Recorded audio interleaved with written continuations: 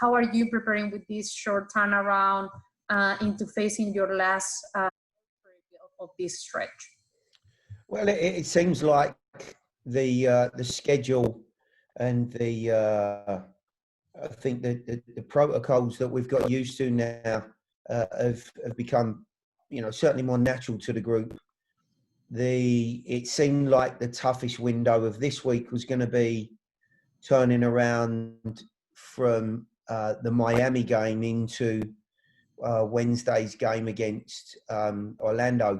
So with that extra day, and it doesn't sound a lot, I think it gives the players just a little bit more time to just recover, both mentally and physically.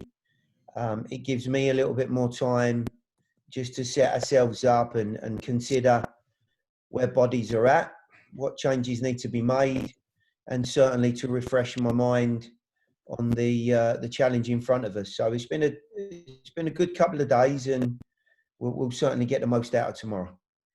Alistair, it's been an incredible roller coaster, I imagine, for you. The past few weeks, you've gone from subbing into your first MLS game to now getting 4 starts under your belt. How these past few weeks have been for you, and how are you preparing to face Miami? Yeah, the past few weeks have definitely been a bit of a roller coaster for sure. A lot of ups, which has been nice. Quite a few firsts as well. It's been nice to get into my natural position, kind of transition my way there. And I mean, it really isn't that difficult of a job going into a back line that already has guys like Walker Zimmerman, Dave Romney, and Dan Lovitz from the U.S. men's national team internationals right there. It's a pretty sturdy, solid back line anyways, especially with Joe there. And we've got 2 pivots that are so good in Dax and Godoy. So for me, my job never was that difficult jumping in there, which was nice. And just in terms of this Miami game, I mean, we know what we're going to get. Obviously, there's the talks of potentially Matuidi jumping in there as well, which would be interesting. But they're a team we just faced last week. We pretty much know what to expect from them.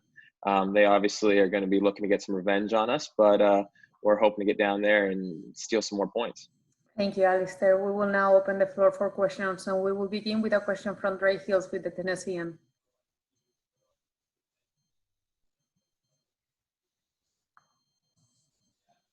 Dre? Yes. So, Gary, good afternoon. You talked a little bit about it in your opening statement in terms of having the ability now, because of the 2 straight games at home, to maybe spend some more time to assess the team and not have to worry about how the travel has affected your game planning for the next game. Specifically in attack, with how you guys started against Miami, there was a pass from Walker in behind to Dominic, who really set the tone for, I guess, the attacking performance in that first half against Miami. And then, of course, Wednesday against Orlando in the second half was very considerably more an improvement from the first half. How can you, with this time and the time at home, how can you maybe prepare a little bit better to help find some consistency and have that same performance second half against Orlando, as well as the first half against Miami, carry over to Sunday against Miami?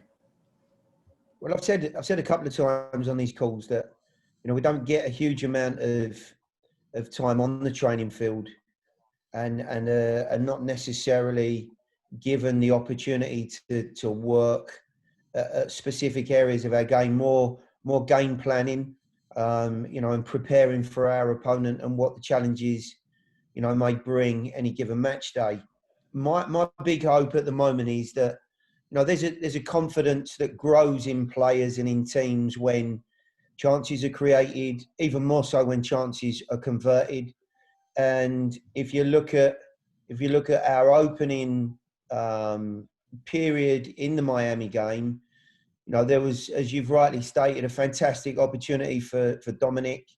We have Alex Mule's header and goal that I still believe was a goal. However, it wasn't counted, so therefore it doesn't count. And there were moments in that early period that I certainly felt as though we'd warmed to our home field. I think the challenge when you go away from home is, Miami certainly have a lot of talented players. They've not started, I'm sure, how they would have liked to have. and they're adding quality all the time to this group. So, the feel around the place, I'm sure, will be one of,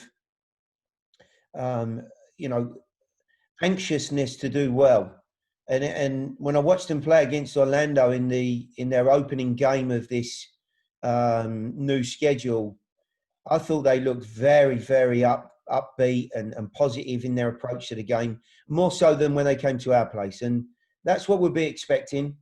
In terms of goal scoring, strange enough, we were discussing it very briefly before you fellas came on here. And, it really is about forwards and creative players getting into a groove. And my hope for Hanny and Randall is that, the goal that they combine to score on Wednesday night is really to what comes next. Wonderful. We will go on with a question from Tim Sullivan with Ford Club and Country directed to you as well, Coach. Gary, Alistair alluded to it that Miami has added a player who's obviously a French international. Do you have to prepare differently, knowing that they might have Blaise Matuidi on the pitch this Saturday, or is it you expect them to do the same things, maybe just with a higher caliber player pulling the strings in that system? Well, look, I don't know Diego, their coach, well enough to predict whether he'll change lineups or shapes against us.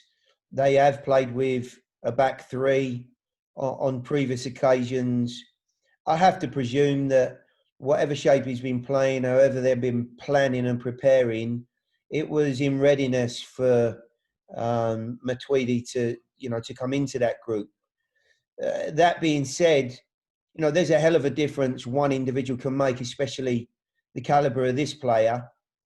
A World Cup winner, has played at the very highest level. Even if he's not on the field to begin with, I think his presence around the locker room, the fact that he's on the training field and he's not a million miles away from competing, will give everyone else a lift. So I think we'll feel, that element of their team. They're certainly moving in a more progressive direction with their players, and it's going to be a challenging game, come what may. We have another question from Ray Hills for you as well, Coach. When it comes to the winger spot, obviously from Miami to Orlando, you had Alex, who's maybe getting a little bit more time on the field now. We saw what he could do.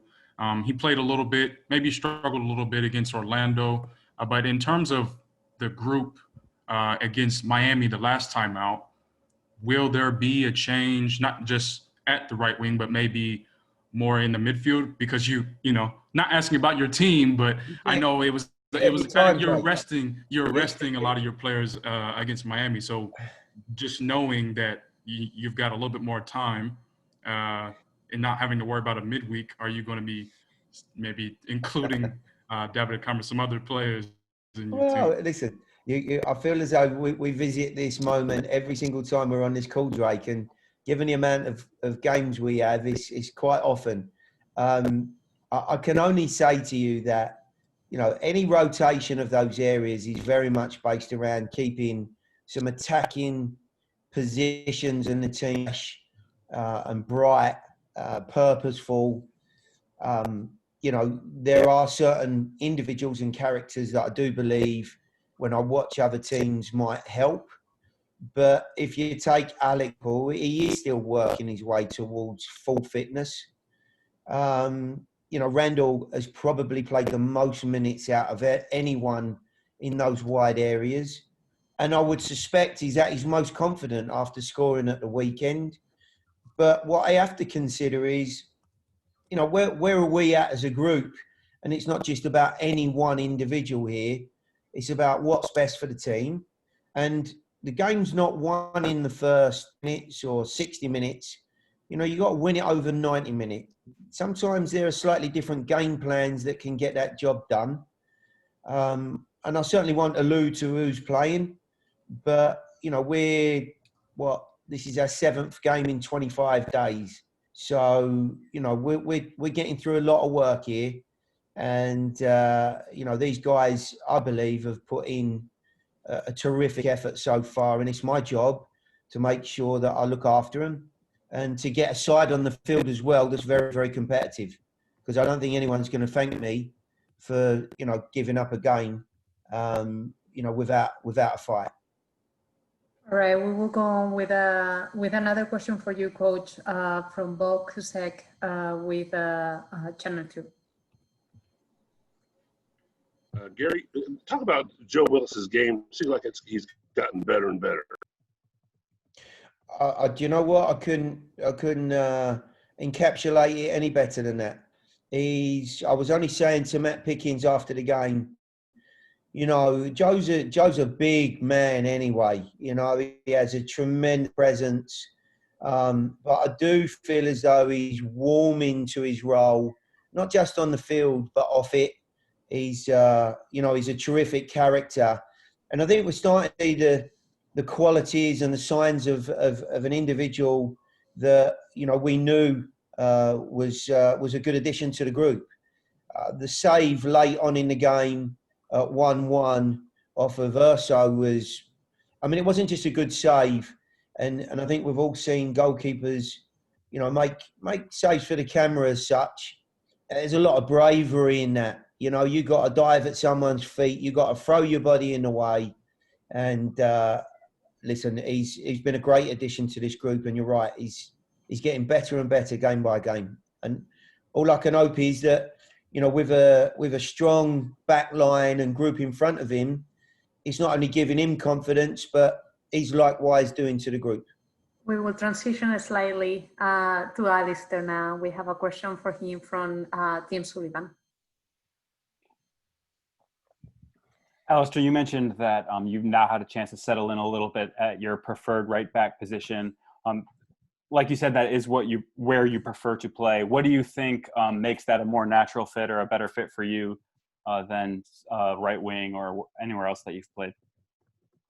Definitely the most natural spot, just because, you could ask our assistant, Steve Guppy. He's gone at me night and day about doing step overs. And then he came up to me a couple weeks ago and said, you know what, Alistair, you're just not a step over guy. So there's a couple of things like that. There's been some small hints and clues throughout the season as well that I'm probably not a winger at heart. And for me, I have a defensive mentality, so defending always kind of comes first.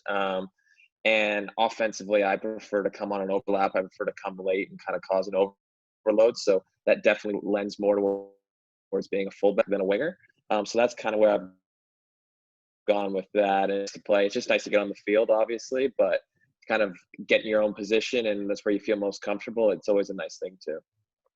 We will have another question for you, Alistair, again, this time from Dre Hills.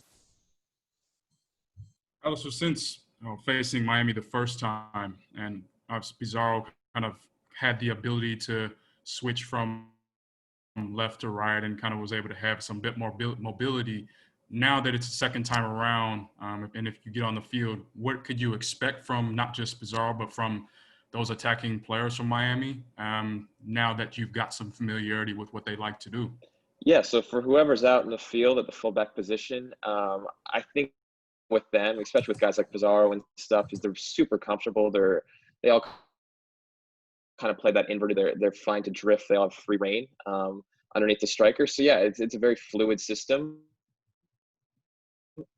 As a fullback there, you just need to be super switched on, because if you just turn off for 1 second, these guys are smart enough to find gaps and come into pockets where they become really difficult to defend. So no matter what side you're on, you just got to be aware and ready for runs in behind, runs off your shoulder, and guys showing into pockets. So I think for whoever's playing at fullback, it's just all about being aware and lots of communication between the fullback and the center backs. Now we will conclude today's availability with a question from Ben Wright for you, Coach.